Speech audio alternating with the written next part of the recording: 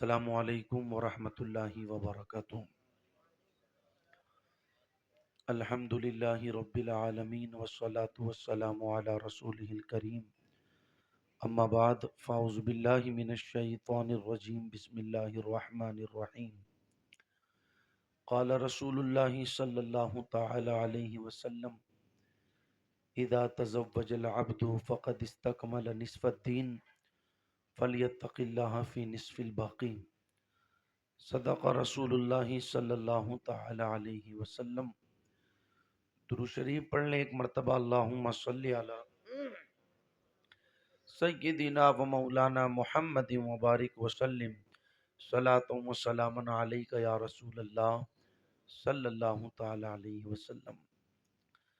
اللہ تعالیٰ کا بے پناہ احسان و کرم کہ اس کی خاص توفیق سے ہم اور آپ آج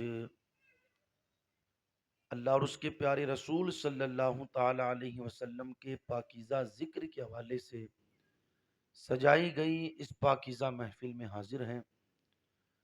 پروردگار عالم سب کی حاضری کو اپنی بارگاہ میں قبول فرمائے۔ میں مبارکبادی پیش کروں گا عمومی طور پر آپ تمامی لوگوں کو، اور خصوصی طور پر جناب حاجی اکبر صاحب کو، کہ جنہوں نے اپنے شہزادے کی شادی کے موقع پر اللہ اور اس کے پیارے رسول صلی اللہ تعالی علیہ وسلم کے پاکیزہ ذکر کی محفل کا اہتمام کیا۔ یہ کوئی چھوٹی موٹی محفل نہیں ہے۔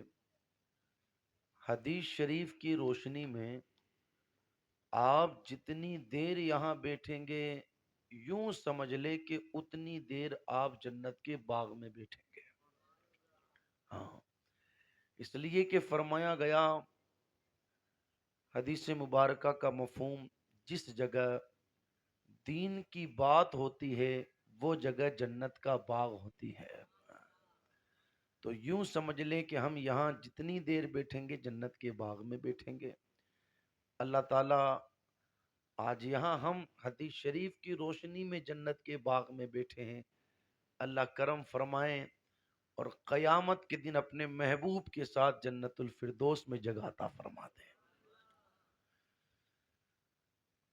آپ نے مجھ سے پہلے ماشاءاللہ کئی ساری نعتیں سنی اور ایک مختصر سے وقت میں نصیحت آمیز خطاب سنا۔ 12 بج چکا ہے، کوئی لمبی چوڑی بات کرنی نہیں۔ حالانکہ میرا خیال تو یہی تھا کہ قاری صاحب کی ایک دو نعت اور ہو جاتی اور پھر صلاۃ و سلام ہو جاتا، اس لیے کہ کافی دور سے مہمان ہمارے تشریف لائے ہیں اور ہمارا سننا سنانا تو ہوتا ہی رہتا ہے، لیکن خیر اصرار رہا تو میں چاہوں گا کہ ایک حدیث مبارکہ آپ سن لیں انشاءاللہ، اور فائدہ دے گی وہ حدیث شریف۔ مشکوٰۃ شریف کی یہ حدیث ہے۔ ہم سب یہ چاہتے ہیں ہمیں دنیا کے اندر اور آخرت میں بھلائی مل جاوے۔ دنیا کی بھی بھلائی انسان چاہتا ہے اور آخرت کی بھی بھلائی چاہتا ہے۔ 5 وقت ہم نماز پڑھتے ہیں اور نماز کے بعد ہاتھ اٹھا کر کے دعا کرتے ہیں، اللہم ربنا آتنا فی الدنیا حسنہ وفی الآخرۃ حسنہ وقنا عذاب النار۔ کیا مطلب ہوا اس کا؟ بندہ اپنے رب کی بارگاہ میں عرض کرتا ہے، مولا تو مجھے دنیا میں بھی بھلائی عطا فرما اور تو مجھے آخرت میں بھی بھلائی عطا فرما، اور مجھے جہنم کے عذاب سے بچا۔ ٹھیک، تو ہر بندہ دنیا کی بھی بھلائی چاہتا ہے اور آخرت کی بھی بھلائی چاہتا ہے، سب چاہتے ہیں۔ لیکن آئے حضور علیہ الصلاۃ والسلام کا فرمان سنیں، مشکوٰۃ شریف میں یہ حدیث موجود ہے۔ میرے آقا علیہ السلام ارشاد فرماتے، جس بندے کو 4 چیزیں مل گئی۔ کتنی چیزیں؟ 4 چیزیں۔ یوں سمجھ لے کہ اسے دنیا اور آخرت کی بھلائی مل گئی۔ پوچھا گیا یا رسول اللہ علیہ السلام وہ 4 چیزیں کون سی؟ ارشاد فرمایا، نمبر 1 اللہ کا ذکر کرنے والی زبان۔ سبحان اللہ، سننا غور سے، کیا فرمایا؟ اللہ کا ذکر کرنے والی زبان۔ فرمایا نمبر 2 शुक्र करने वाला दिल। नंबर 3, मुसीबतों पर सब्र करने वाला बदन। और नंबर 4, नेक बीवी।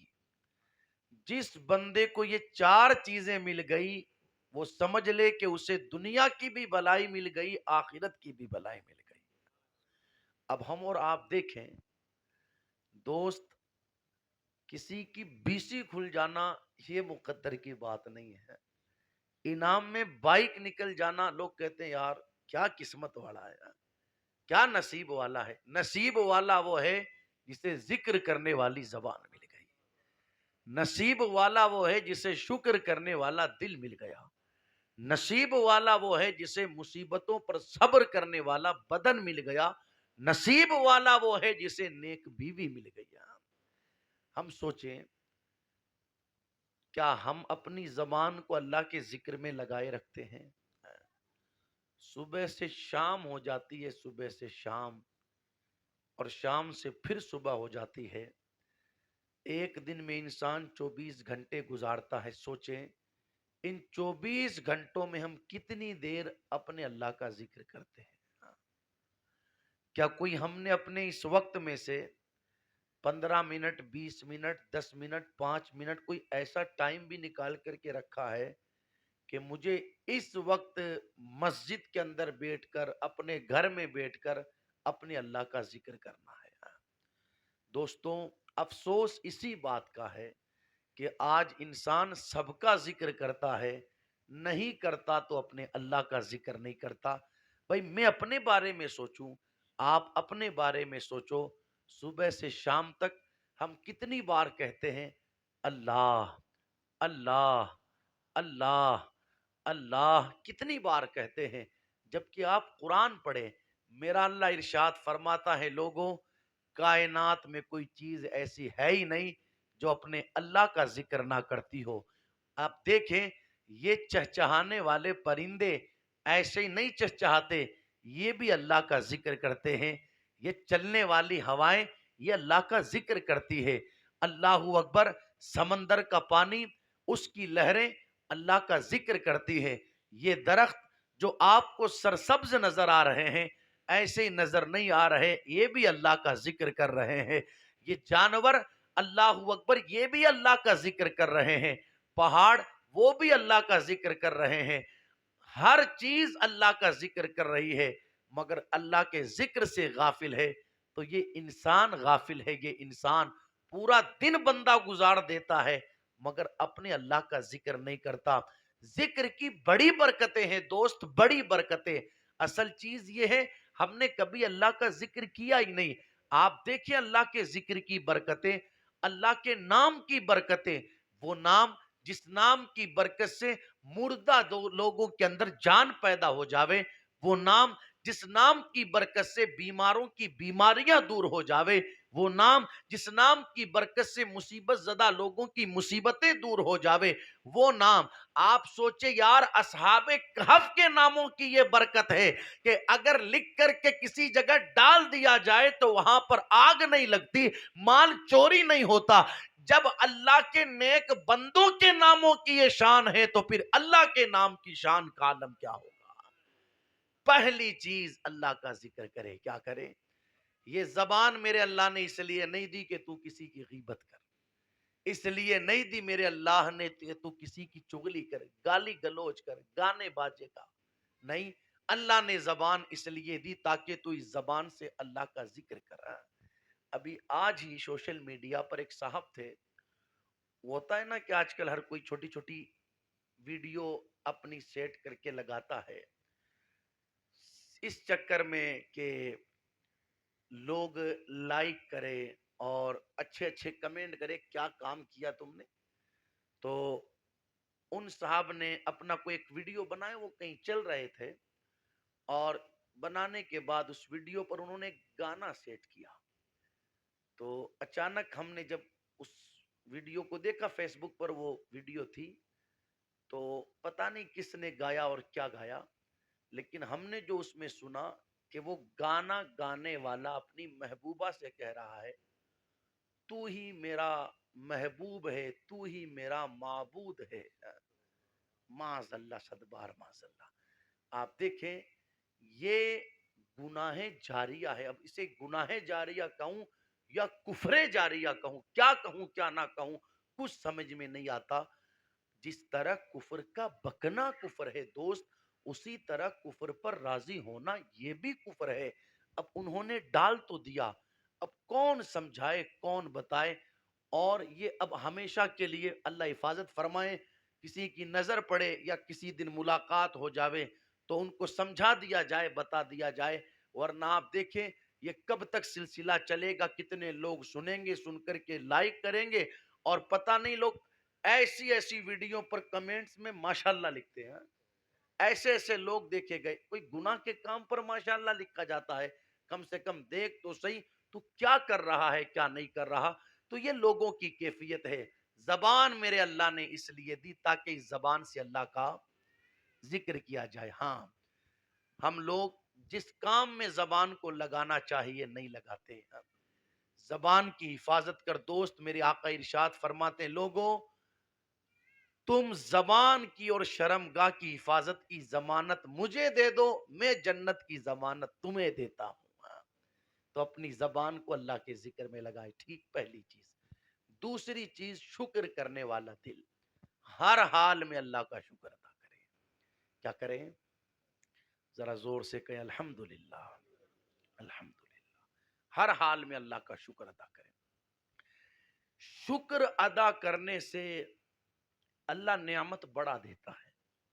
خود اس نے فرمایا لَإِن شَكَرْتُمْ لَأَزِيدَنَّكُمْ، تو شکر کر تو صحیح ہے، شکر کرے گا اللہ نعمتوں میں اضافہ فرما دے گا۔ ہر حال میں خوشی کا موقع ہو تو بھی اللہ کا شکر ادا کریں، کوئی دکھ کی گھڑی آ گئی تو بھی اللہ کا شکر، بیمار ہو گئے پھر بھی شکر کریں۔ آپ کہو گے مولانا بیماری میں کیا شکر کروں؟ مگر امام غزالی سے کسی نے پوچھا تھا سرکار اگر بیمار ہو جائیں تو کیا کریں؟ فرمایا شکر کر۔ کہا وہ کیسے؟ ارشاد فرماتے بیماری میں شکر اس طرح کر، سوچ یہ تجھے جو بیماری ملی ہے یہ چھوٹی بیماری ہے، اس سے بڑی بڑی بیماریاں تھیں، اللہ نے اس بیماریوں سے تجھے محفوظ کر دیا، وہ چاہتا بڑی بیماری میں مبتلا کر دیتا، مگر اس کا شکر ادا کر مولا تیرا کرم ہے۔ لوگ کینسر کے مرض میں مبتلا ہے، لوگ لقوے کے مرض میں مبتلا ہے، لوگ اللہ اکبر پتہ نہیں کیسے کیسے مرضوں کے اندر مبتلا ہے، مگر مولا تیرا شکر ہے میرے تو صرف سر ہی میں درد ہے، میرے تو صرف پاؤں ہی میں درد ہے، میرے تو صرف کمر ہی کے اندر درد ہے۔ انسان جب بیماری کے اندر مبتلا ہو تو اس طرح اللہ کا شکر ادا کرے، ٹھیک، یہ سوچے ہو سکتا ہے کہ اس بیماری کو دیکھ کر کوئی دنیاوی دینی کوئی میرا بڑا نقصان ہونے والا تھا، اللہ نے اس نقصان سے میری حفاظت فرما دی۔ تیسرا پہلو امام غزالی رحمت اللہ نے یہ ارشاد فرمایا جب کوئی بیماری ملے مصیبت ملے تو یہ سوچ کر کے شکر ادا کر، ہو سکتا ہے مجھ سے کوئی گناہ ہو گیا ہو اور اس گناہ کی سزا مجھے دنیا ہی میں دے دی جا رہی ہے، آج سزا بھگت لوں گا تو کل قیامت کے دن اللہ تعالیٰ اس گناہ کے حوالے سے مجھے معاف فرما دے گا۔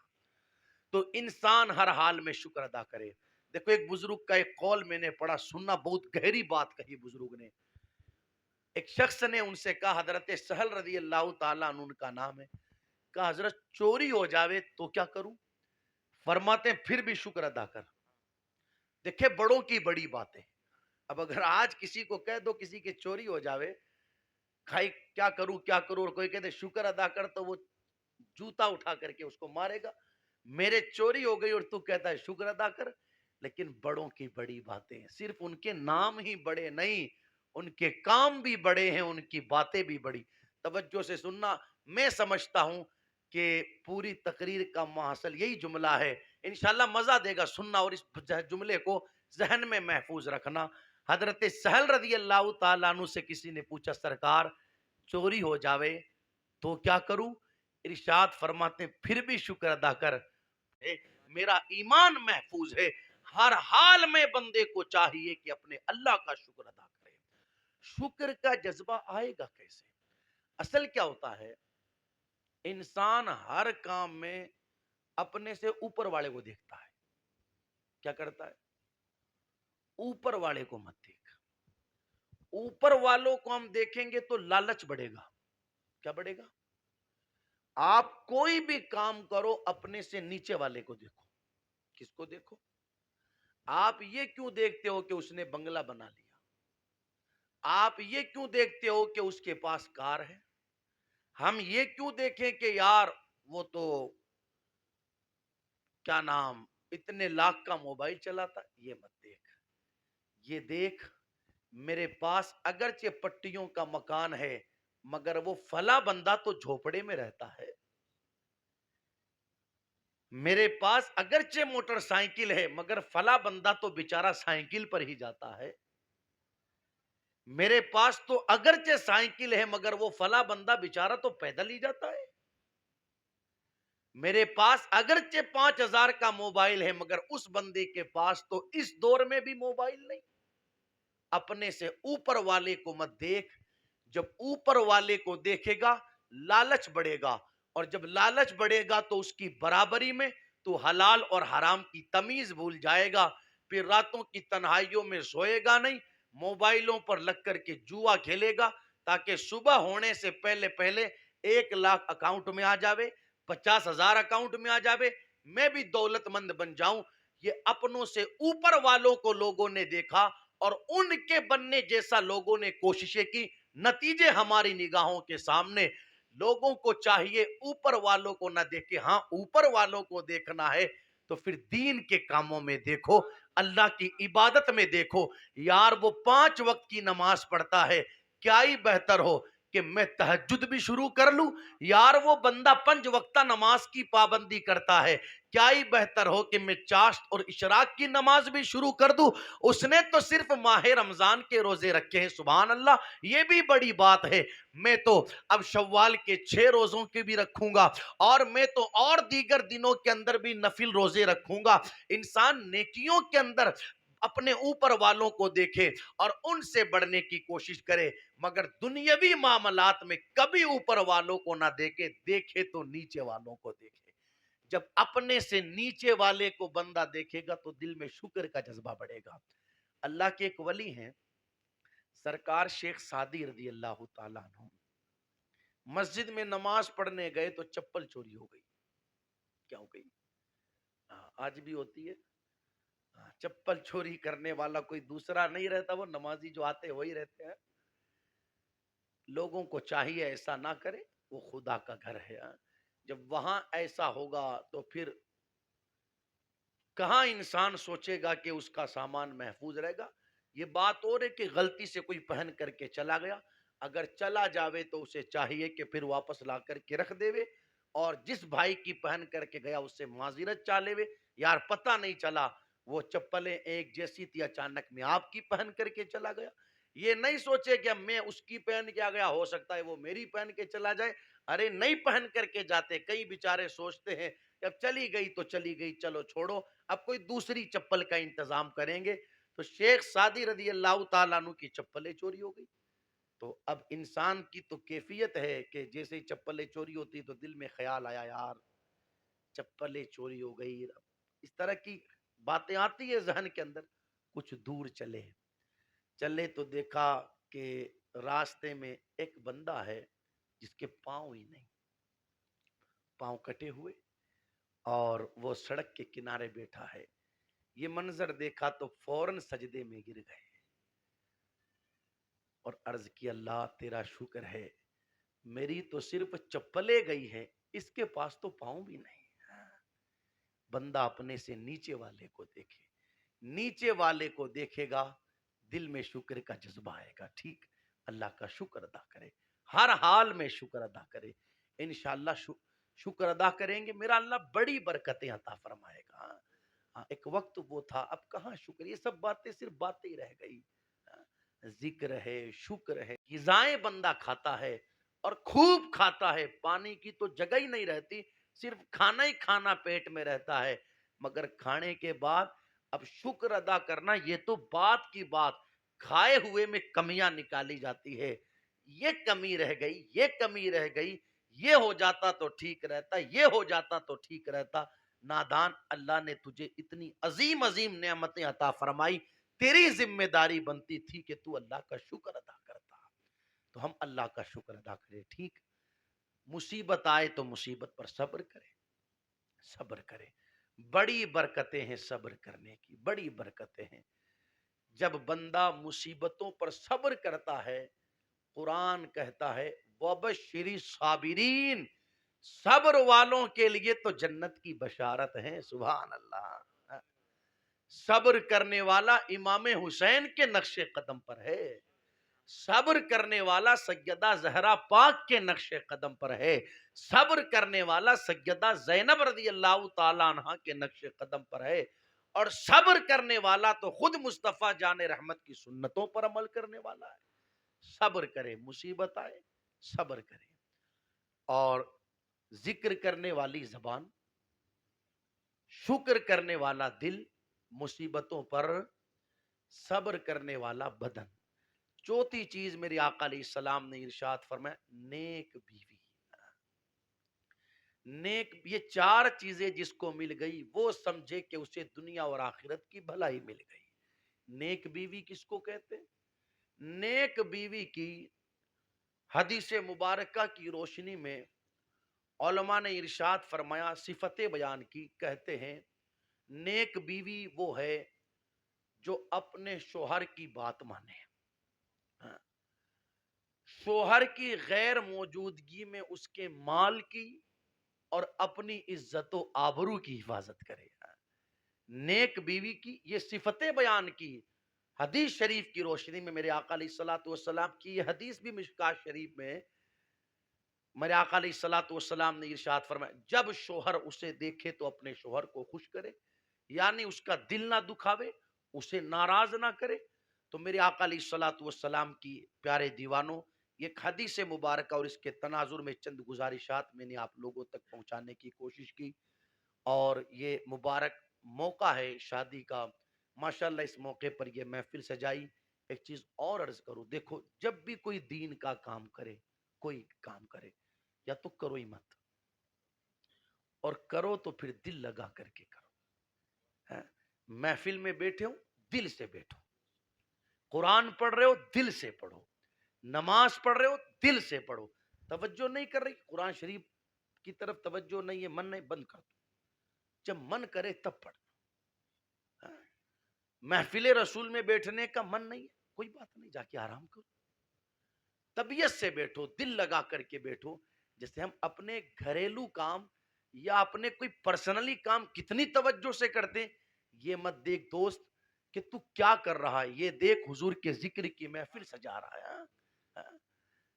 اللہ کی راہ میں پیسہ دیوے، دل سے دیوے، یہ مت دیکھ کے اس کو دے رہا ہوں، دیکھ کس کی راہ میں دے رہا ہوں، کس کے نام پر دے رہا ہوں۔ کم سے کم اس چیز کو اپنے ذہن میں رکھے بندہ، جب یہ چیز ذہن میں رہے گی حضور کی محفل سجا رہا ہوں، کوئی دیکھے یا نہ دیکھے، مدینے سے آمینہ کا لال دیکھ رہا ہے، پھر تو صرف تقریر کرنے والے کو مزہ نہیں آئے گا، نعت شریف پڑھنے والوں کو مزہ نہیں آئے گا۔ جب ہم یہ سوچ لیں گے محفل سجاتے وقت کہ حضور ہمیں مدینے سے دیکھ رہے ہیں، پھر تو محفل میں کرسی لگانے میں بھی مزہ آئے گا، اور نیچے چادر بچھانے میں بھی مزہ آئے گا، ادب کے ساتھ بیٹھ کر کے سننے میں بھی مزہ آئے گا، اس لیے کہ میرے اس عمل کو کوئی دیکھے یا نہ دیکھے، مصطفیٰ ضرور دیکھ رہے ہیں۔ دل سے کرے، کوئی بھی کام کرے دین کا دل سے کرے۔ آج برکتیں کیوں نہیں ملتی؟ کام تو کرتے ہیں لوگ، برکتیں اس لیے نہیں ملتی دوست، تیری توجہ اس طرف نہیں تھی جس طریقے دل سے کرے۔ حضور کا ذکر کریں، دیکھو آپ کسی کا ذکر کرو نہ کرو، فائدہ ملے یا نہ ملے، مگر حضور کا ذکر وہ ذکر ہے۔ سبحان اللہ۔ یار کافر کو محروم نہیں رکھا جاتا، کافر کو، ابو لہب جیسا سڑا ہوا کافر جس کے بارے میں قرآن میں پوری سورت نازل ہو، تبت یدا ابی لہب، اگر وہ صرف اتنی سی مہربانی دکھا دے کہ اپنے گھر پر بھتیجا سمجھ کر کے شہزادے کی پیدائش پر خوش ہو کر اپنی لونڈی کو آزاد کر دے. روایتوں میں آتا ہے مرنے کے بعد پوچھا اس ابو لہب سے کہ ہوا کیا؟ کا پیر والے دن تھوڑا سا آرام مل جاتا ہے اور اس انگلی سے پانی نکلتا ہے جسے پیتا ہوں تو سکون ملتا ہے. کا وجہ کیا؟ کہا جب ہمارے یہاں شہزادے محمد عربی صلی اللہ تعالی علیہ وسلم پیدا ہوئے، آ کر کے میری لونڈی نے مجھے خبر دی مبارک ہو بھتیجا پیدا ہوا ہے. میں نے بھتیجا سمجھ کر، بھائی کا بیٹا سمجھ کر کے خوشی میں اسی وقت جھوم کر کے اس لونڈی سے کہا جا، خوشی کا موقع ہے، میں نے تجھے آزاد کیا. نبی سمجھ کر کے نہیں، ہاں پیغمبر سمجھ کر کے نہیں، اللہ کا حبیب سمجھ کے نہیں، صرف بھتیجا سمجھ کے کہ چلو بھتیجا پیدا ہوا، خوشی کا موقع ہے، تجھے میں نے آزاد کیا. آپ سوچو اتنی برکتیں ملی. اور ہم نبی کے غلام، ہم نبی کا کلمہ پڑھنے والے، مصطفیٰ جان رحمت صلی اللہ تعالی علیہ وسلم کو اللہ کا آخری رسول ماننے والے، اللہ کا حبیب ماننے والے، یہ ساری چیزیں ماننے والے اگر دل سے حضور کا ذکر کریں گے تو پھر اللہ کتنی برکتیں عطا فرمائے گا. دین کا کوئی بھی کام کرے دل سے کرے، انشاءاللہ اللہ اس کی برکتیں عطا فرمائے گا. نکاح میرے آقا کی سنت ہے. میں نے حدیث شریف خطبے کے بعد پڑھی تھی. میرے آقا ارشاد فرماتے ہیں اذا تزوج العبد فقد استکمل نصف الدین فلیتق اللہ فی نصف الباقی. جس بندے نے نکاح کر لیا اس نے اپنے آدھے دین کو مکمل کر لیا. کتنی پیاری سنت کہ اس سنت کو ادا کرنے کے ساتھ ہی بندے کا آدھا دین مکمل ہو جاتا ہے. سبحان اللہ. فرمایا فَلْيَتَّقِ اللَّهَ فِي نِصْفِ الْبَاقِ، اب باقی آدھے دین میں وہ اللہ سے ڈرے. شیطان جو انسان کا سب سے بڑا دشمن ہے، شیطان کو سب سے زیادہ تکلیف ہوتی ہی اس وقت ہے جب کسی کا نکاح ہوتا ہے، اور شیطان کو سب سے زیادہ خوشی اس وقت ہوتی ہے جب میاں بیوی میں جھگڑا ہوتا ہے. پوچھا گیا بات کیا ہے کہ کسی کا نکاح ہو تو اسے تکلیف ہو، میاں بیوی میں جھگڑا ہو تو اسے خوشی ہو؟ وجہ اس کی یہ ہے، شیطان بھی جانتا ہے نکاح سے صرف میاں بیوی ہی نہیں ملیں گے، نکاح کا مطلب یہ ہے کہ دو خاندان مل جائیں گے، دو محلے مل جائیں گے، دو گاؤں مل جائیں گے، دو شہروں میں محبت پیدا ہو جائے گی. اور میاں بیوی کے جھگڑے کی وجہ سے صرف انہی میں جھگڑا نہیں ہونا، وہ جھگڑا دو خاندانوں کا جھگڑا ہوگا، دو برادریوں کا جھگڑا ہوگا، دو گاؤں کا جھگڑا ہوگا. اور شیطان یہی چاہتا ہے کہ لوگوں میں جھگڑا ہو. تو ایسی عظیم سنت مبارکہ، ایسی عظیم سنت مبارکہ، ادھر نکاح ہوتا ہے، ادھر بندے کا آدھا دین مکمل ہو جاتا ہے. جیسے اولاد کی ماں باپ کے حوالے سے کچھ ذمہ داریاں ہیں، اسی طرح ماں باپ کی بھی اولاد کے حوالے سے کچھ ذمہ داریاں ہیں. ان ذمہ داریوں میں ایک ذمہ داری یہ ہے، بیٹا جب بالغ ہو جاوے تو ماں باپ کی ذمہ داری ہے کہ اس کا نکاح کر دے. کیا کر دے وے؟ ذرا زور سے بولے. نکاح کر، یہ باپ کی ذمہ داری ہے. ہاں کئی لوگوں کی کیفیت یہ رہتی ہے کہ وہ سستی برتتے رہتے ہیں، اور اللہ خیر فرمائے کہ اس سستی کے برتنے کے پیچھے ریزن کچھ بھی نہیں. کیا ریزن ہے؟ کوئی ٹھیک ٹھاک رشتہ آئے گا تو کریں گے. دیکھیں تو صحیح یار، کوئی ہمارے لیول کا بندہ آنا چاہیے. کس اعتبار سے صاحب؟ لیول کا کس اعتبار سے؟ وزن، یہ کیفیت. اور عمریں گزرتی رہتی ہے، توجہات ہوتی نہیں. ابھی پاؤں پر کھڑا ہونے دو اور ہاتھ پر کھڑا ہونے دو، نتیجہ یہ آتا ہے کہ ہاتھ اور پاؤں پر تو کھڑا نہیں ہوتا، پھر اولاد گناہوں کے راستوں کی طرف نکلتی ہوئی نظر آتی ہے. مشکات شریف کے اندر حدیث مبارکہ کی شرح میں فرمایا گیا اگر اولاد جوان ہو گئی اور ماں باپ نے رشتے کے اندر تاخیر کی بے وجہ بے مقصد، اور اولاد گناہ کی طرف نکل گئی، تو جہاں ذمہ دار وہ اولاد ہے وہیں پر ذمہ دار وہ ماں باپ بھی ہے جنہوں نے بے وجہ بے مقصد رشتے کے اندر تاخیر کی. اس لیے یہ ذمہ داری ہے ماں باپ کی، اولاد اگر جوان ہو جاوے ان کا نکاح کر دے وے، ان کا رشتہ کر دے وے. اللہ تعالیٰ اس ہونے والے نکاح کو اپنی بارگاہ میں قبول فرمائے. اتنی دیر آپ لوگ بیٹھے رہے، اللہ آپ کا بیٹھنا قبول فرمائے، خوب برکتیں اللہ آپ کو عطا فرمائے. دوستو جایا کرو جہاں بھی محلے میں بالخصوص اس سے پہلے بھی میں نے بیسوں بار کہا، شادی کے موقع پر جب کسی کے یہاں محفل ہو، اور موقعوں پر تو جاؤ مت جاؤ، شادی کے موقع پر ضرور جایا کرو، اس لیے کہ اس پر فتن دور میں جہاں ہر طرف گانا باجا ڈھول ڈھمکا ناچ کود ہو، کسی نے حضور کے ذکر کی محفل سجائی، جاؤ اس کی پیٹھ تھپ تھپاؤ، کہو حاجی صاحب فلاں صاحب آپ نے بہت اچھا کام کیا، پیٹھ تھپ تھپاؤ، اس کی حوصلہ افزائی کرو۔ ہوتا یہ 5 آدمی 7 گھر کے ہی نہیں بیٹھتے، حتیٰ کہ ایسے ایسے حالات دیکھے گئے کہ 2 4 محلے والے بیٹھے، گھر کا ایک بندہ ہی نہیں، کوئی 50 جلسے ہم نے کیے شادیوں کے موقعوں پر، گاؤں میں ڈھاڑیوں میں، یہ کیفیت ہے، اور سوچتے ہیں یار اس کا پرسنل جلسہ ہے، یہ تو میں کیوں جاؤں؟ محفل میلاد کسی کی پرسنل نہیں ہوتی، یہ تو حضور کا ذکر ہے، بھئی حضور کا جو کرم ہے، آپ کا فیضان ہے، کسی ایک بندے تک تو محدود نہیں ہے نا۔ مصطفیٰ جان رحمت صلی اللہ تعالی علیہ وسلم کی کرم نوازی تو سارے غلاموں کے لیے، یہ سوچ کر کے مت آؤ کہ اس فلاں کا جلسہ ہے، یہ سوچ کر کے آؤ کہ حضور کے ذکر کی محفل ہے، انشاءاللہ برکتیں ملے گی۔ کھڑے ہو جائیے، صلوات و سلام۔